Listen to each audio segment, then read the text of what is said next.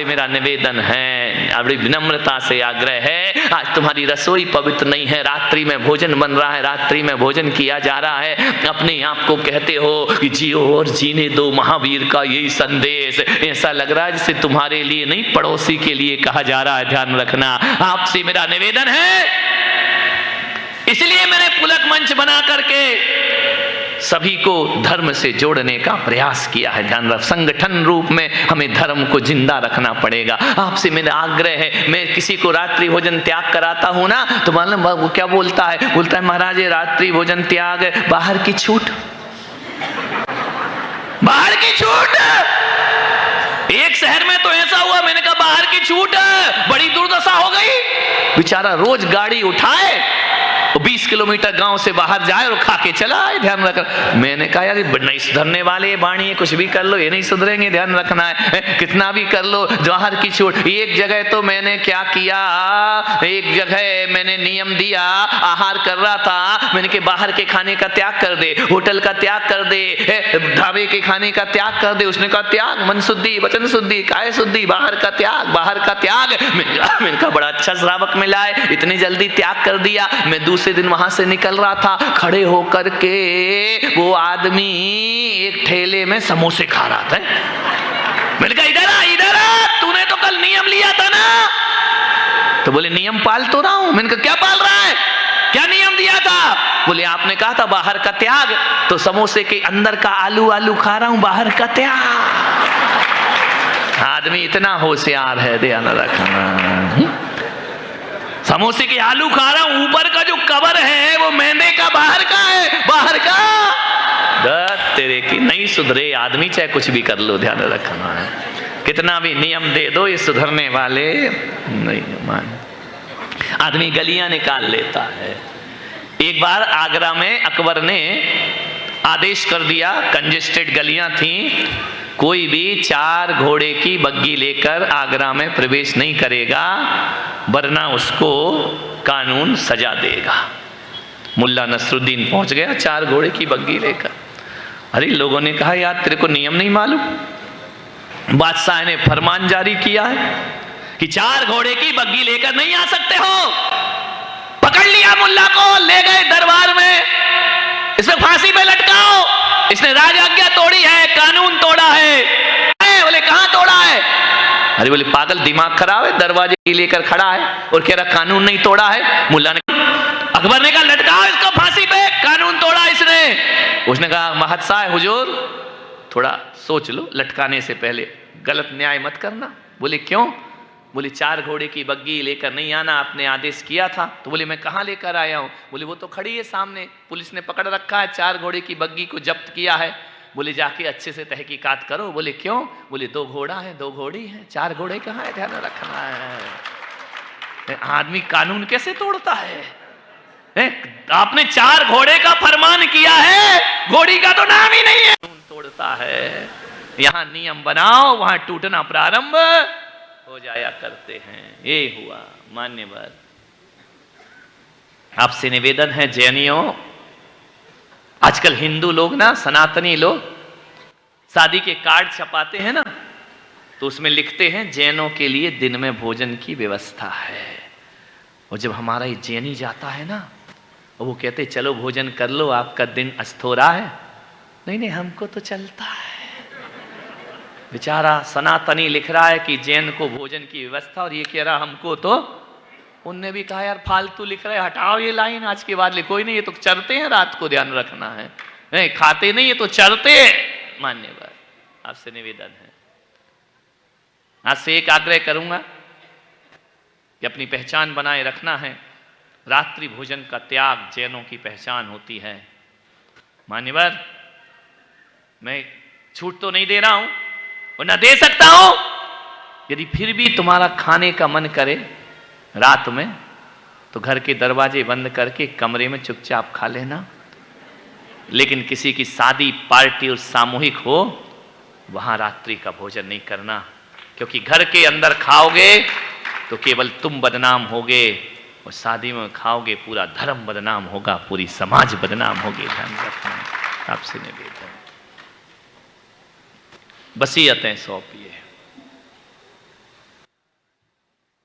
कुछ ना कुछ जरूर अपनी पीढ़ी को दे करके जाओ। माता पिता बड़ी बड़ी आहुतियां देते हैं अपने बच्चों के लिए, अपने अरमानों का गला घोंटते हैं। तुम भी कुछ देकर जाओ, नहीं तो जमीन के टुकड़ों के लिए वाद विवाद होगा, खून खराबा होगा, आपस में लड़ेंगे, महाभारत जैसी रचना हो जाएगी। लेकिन मैं आज उस वसीयत की बातें नहीं कर रहा हूं जिसके बारे में तुम सोच रहे हो। मैं ऐसी वसीयत की बात कर रहा हूं, जैन अजैन, हिंदू मुस्लिम सिख ईसाई, सबको इस वसीयत का बंटवारा करना चाहिए।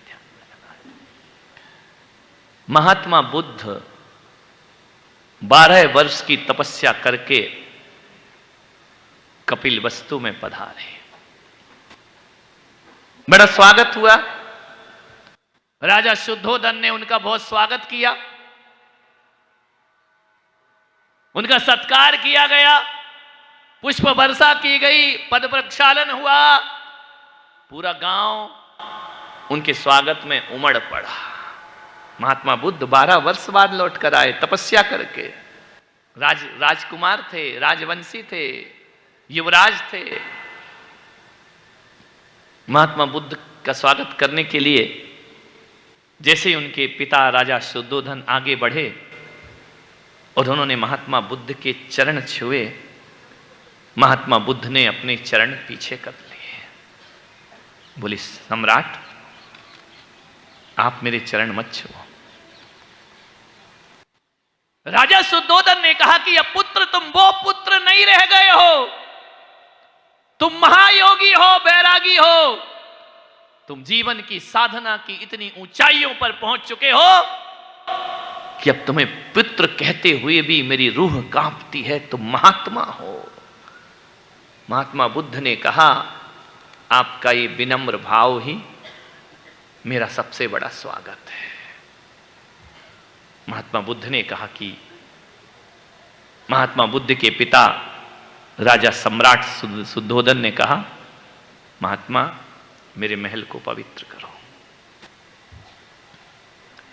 यूं तो सारी दुनिया संतों को शीश झुकाती है, यूं तो सारी दुनिया अपने माता पिता के चरण छूती है, लेकिन कभी कभी कोई संतान इतनी महान हो जाती है कि माता पिता भी उसके चरण छूना प्रारंभ कर दिया करते। स्वागत किया। महात्मा बुद्ध महल को देख रहे हैं, 12 वर्ष पहले छोड़कर गए। महात्मा बुद्ध ने स्वागत स्वीकारा अपने माता पिता का। महात्मा बुद्ध ने कहा, तो सम्राट मैं चलूं जंगल की तरफ वापिस। हाथ जोड़े खड़े हैं पिता माता उनके। महात्मा बुद्ध ने कहा कि सम्राट आपकी पुत्र वधू नहीं दिखती है जिसे वो छोड़कर गए थे, यशोधरा महात्मा बुद्ध की पत्नी। चारों तरफ महल में देखा, सम्राट ने कहा कि हे महात्मा, तुमने सबको आशीर्वाद दिया, जाओ यशोधरा तुम्हारा महल में इंतजार कर रही है, तुम्हारी पत्नी है, बरसों से राह देख रही है, जाओ उसका संबोधन करो जाके। महात्मा बुद्ध ने कहा, कहां है यशोधरा? बोले ऊपर महल में। 12 वर्ष से वो महल से बाहर नहीं निकली है, झरोखे में बैठी आज भी तुम्हारी राह तक रही है। वो ना खाने की सुध, ना पीने की सुध, तुम्हारे विरह में, तुम्हारे वियोग में उसकी निगाहें उस मार्ग पर अटकी हैं जिस मार्ग से तुम चले गए थे। महात्मा गए, यशोधरा महल में बैठी हैं, बाल बिखरे हुए, रूप बेरूप, रूप लावण्य की धनी आज बेसुध सी बैठी, विरहीन बनकर बैठी है। महात्मा बुद्ध जैसे ही उसके कक्ष में गए, उसने देखा कि महात्मा बुद्ध आए, चुप है, स्तब्ध है, नैनों से गंगा जल बह रहा है, गंगा जमुना की धार लगी है। महात्मा बुद्ध ने कहा कि यशोधरे तुम मेरा स्वागत नहीं करोगे? यशोधरा ने कहा, मैं तुम्हें महात्मा कभी नहीं मान सकती हूं। सारी दुनिया की नजरों में तुम भगवान बन जाओ, लेकिन मेरी नजरों में तुम एक भगोड़े हो, ध्यान रखना, पलायनवादी हो। मैं तुम्हारा सम्मान कभी नहीं कर सकती हूं। बुद्ध चुप हो गए। यशोधरा ने कहा कि बताओ, ये कैसा तुम्हारा वैराग्य है, ये कैसी तुम्हारी विरक्ति है? रात को 12 बजे घोर अंधेरे में तुम मुझे सोता हुआ छोड़ करके भाग गए। मैं तुम्हें महात्मा नहीं, भगोड़ा समझती हूं। तुम जिम्मेदारियों से मुंह मोड़कर भागे हो। तुमने मुझसे विवाह किया था, बिना बताए क्यों चले गए? महात्मा बुद्ध चुप रहे। सिद्ध हेत स्वामी गहे, यह गौरव की बात, पर चोरी चोरी तुम गए, यही हृदय आघात। सखी वो मुझसे कह के जाते, तो क्या अपने पथ की बाधा पाते? महात्मा, तुमको मुझसे कहना था ना कि यशोधरा मेरा भोगों में मन नहीं लगता है, यशोधरा मेरा महलों में मन नहीं लगता है, यशोधरा मेरा घर गृहस्थी में मन नहीं लगता है। मुझसे कहकर जाते तो मैं भी छत्राणी थी, खुशी खुशी तुम्हें विदा करती कि जाओ अपने परमात्मा को ढूंढो, जाओ। लेकिन तुम मुझे सोता हुआ छल से भाग करके गए, कपट से भाग करके गए। यह मेरे हृदय में आघात लगा है। इसलिए महात्मा, तुम मेरी नजरों में भगवान कभी नहीं बन सकते हो। बुद्ध की निगाहें झुक गईं। यशोधरा ने मौन सन्नाटा पूरे महल में गई। दूसरे कक्ष में अपने पुत्र राहुल को हाथ पकड़कर लेकर आई। 12-13 वर्ष का वह पुत्र। बोले, महात्मा, ये तुम्हारी औलाद है, और आज तुम्हारी औलाद अपने पिता से वसीयत मांगती है। क्या देकर गए आप इस बच्चे को? केवल जन्म ही दिया ना। 13 साल का मेरा बेटा, बाप को बाप नहीं कह पाया, तुम इसे आधी रात को छोड़कर भाग गए। अभी मां कहती है मेरे बच्चों के लिए कुछ दे करके जाओ। महात्मा बुद्ध ने महल की तरफ देखा। यशोधरा ने कहा, ये मत देखो, ये तुम्हारे पिता का है, तुम्हारा नहीं है, ध्यान रखना है। बेटा तुम्हारा है, मुझे इस बच्चे के लिए वसीयत चाहिए। ये अपना जीवन यापन कैसे करे? महात्मा बुद्ध चुप रहे। पुत्र राहुल की तरफ देखा, उसके सिर पे हाथ रखा और कहा कि बेटा, तुम्हारी मां मुझसे तुम्हारे लिए वसीयत मांगती है, विरासत मांगती है। आज मैं तुम्हें अपनी विरासत देता हूं। महात्मा बुद्ध उस बच्चे को हाथ पकड़ के महल से आंगन में लेकर आए। यशोधरा पीछे पीछे भागी, माता पिता पीछे पीछे भागे। महात्मा बुद्ध ने उसका हाथ पकड़ा, आंगन में लाके खड़ा किया। राहुल, पुत्र राहुल, तुम्हारी मां मुझसे वसीयत मांगती है, और जिस बाप के पास जो होता है वही वसीयत में देता है। और महात्मा बुद्ध ने अपना भिक्षा पात्र लिया और राहुल के हाथ में भिक्षा पात्र रख दिया। ये एक संत की वसीयत मैं तुझे सौंपता हूं, मैं तुम्हें सौंपता हूं। मैं अपने आप का सम्राट हूं, मैं बाहर का नहीं, अपनी आत्मा का सम्राट हूं। और भिक्षा पात्र राहुल के हाथ में रख दिया और यशोधरा से कहा कि ले यशोधरा, तूने वसीयत मांगी थी, मेरे पास ये भिक्षा पात्र है, ये मैं इसे देता हूं। और कहते हैं, कहानी कहती, इतिहास कहता है कि 13 साल का राहुल भिक्षु बनकर के खड़ा हो जाया करता है। ध्यान रखना। यशोधरा से कहा कि देख, मैंने अपनी जीवन की 12 वर्ष की जो साधना थी वो अपने पुत्र के हाथ में रख दी। वो कहते हैं कि पुत्र राहुल ही भिक्षु नहीं बना, उसे देखकर यशोधरा भी भिक्षुणी बन करके महल छोड़ करके निकल जाया करती है। मान्यवर, ये वसीयतें हैं जो हमें महापुरुष दे करके जाते हैं। आपसे मेरा निवेदन है, आपसे मेरा आग्रह है कि कुछ ना कुछ देकर जाओ। मैं धन दौलत की बात नहीं कर रहा हूं। ये मत सोचो कि मैं तुम्हारे रुपए पैसे का बंटवारा कर रहा हूं। मैं आपसे पूछना चाहता हूं कि आप अपनी औलाद को क्या दे करके जाओगे इस दुनिया से, क्या देकर जाओगे? रुपया पैसा, ठीकरे, ये मकान, ये ईंट पत्थरों की बिल्डिंगें, ये सौंप करके जाओगे? ये सौंपा तो तुमने क्या खाक सौंपा, ध्यान रखिए। मान्यवर,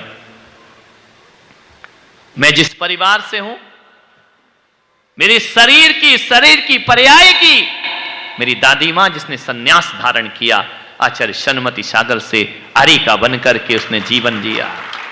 बांसवाड़ा में उनकी भव्य समाधि बनी हुई है। मेरे स्तन के बड़े भाई भी मुनि हैं। मेरी मां साध्वी रही, मेरी चाची साध्वी रही, मेरा पूरा खानदान अधिक से अधिक सब सन्यास के मार्ग पे बढ़ा है।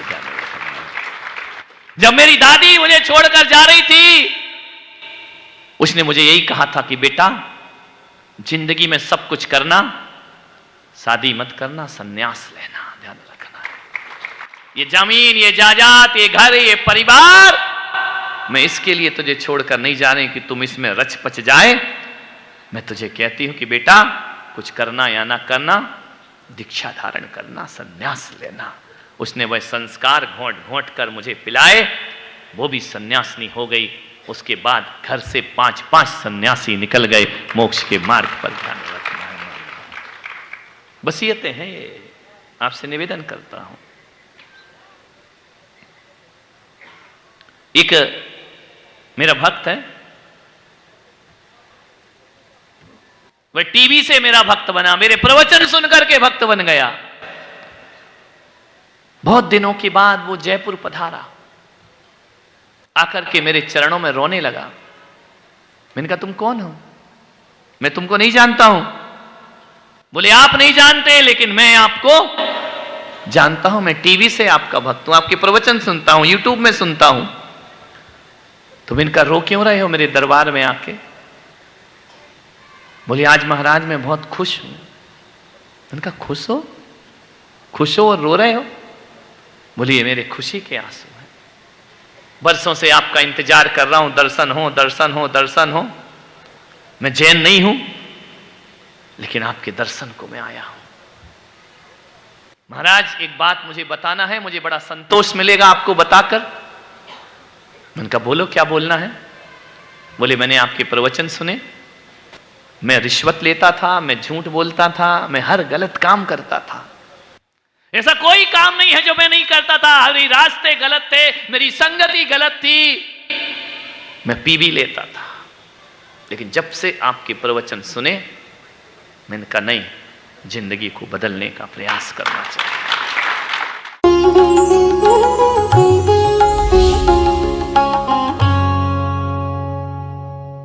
भगवान महावीर के अमर संदेश जीव दया की राह पर चलते हुए भारत गौरव राष्ट्र संत आचार्य श्री पुलक सागर जी गुरुदेव की प्रेरणा से वात्सल्य धारा ट्रस्ट द्वारा संचालित एक महाअभियान शिक्षा और सेवा समय की मांग। वात्सल्य धारा एक समाधान, मानवीयता की दुनिया में बढ़ते कदम। वात्सल्य धारा एक प्रकल्प अनेक, सुशिक्षा, सुस्वास्थ्य शिविर, औषधि वितरण, वात्सल्य धारा रुग्ण वाहिनी, अहिंसा प्रसाद, माँ जिनवाड़ी संग्रहालय, जीव दया, गौ सेवा, कन्यादान, वात्सल्य धाम। सामर्थ्य अनुसार सहयोग धनराशि प्रदान कर हमसे जुड़े। बैंक खाता विवरण निम्नवत है, अथवा आप अपनी दान राशि दिए गए QR कोड को स्कैन करके हमें UPI द्वारा सीधे भेज सकते हैं। आपके द्वारा दिया गया दान आयकर की धारा ATG के अंतर्गत कर मुक्त है। पूछताछ हेतु हमें संपर्क करें 991098 7666 98109 00699।